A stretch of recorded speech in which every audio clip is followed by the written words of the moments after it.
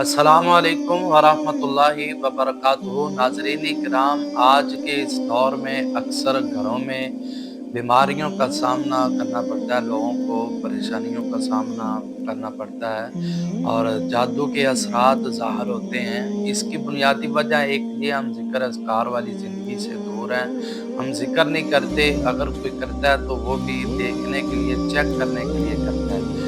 تو اپنے گھروں میں ذکر اذکار والی زندگی اپنائیں، آپ خود بھی ذکر کریں، اپنی اولاد کو بھی ذکر کی طرف لے کے آئیں، نمازوں کی طرف لے کے آئیں، صبح شام کے اذکار کریں، بالخصوص آیت الکرسی اور سورہ بقرہ کی آخری جو رکوع ہے، 2 آیات اس کی تلاوت کریں۔ آیت الکرسی جادو کے اثرات کے لیے بہت زیادہ اہمیت کی حامل ہے، اس سے جادو کے اثرات ختم ہوتے ہیں۔ شیخ الاسلام کے شاگرد رشید امام الاولیاء حافظ ابن قیم اپنی کتاب ذات المعاد میں لکھتے ہیں کہ شیخ الاسلام ہمیشہ آیت الکرسی سے دم کیا کرتے تھے۔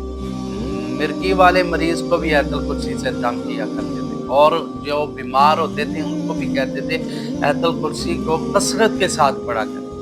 اس سے پڑھنے سے جادو کے اثرات کم ہوتے ہیں۔ اس سے محبت کریں۔ جہاں یہ تلاوت زیادہ کثرت سے کرتے ہیں لوگ آیت الکرسی کی، وہاں جادو کے اثرات ختم ہو جاتے ہیں، جادو ختم ہو جاتا ہے۔ تو جادو کو ختم کرنے کے لیے آیت الکرسی سے پیار کریں، محبت کریں۔ اللہ ہمیں عمل کی توفیق عطا فرمائے۔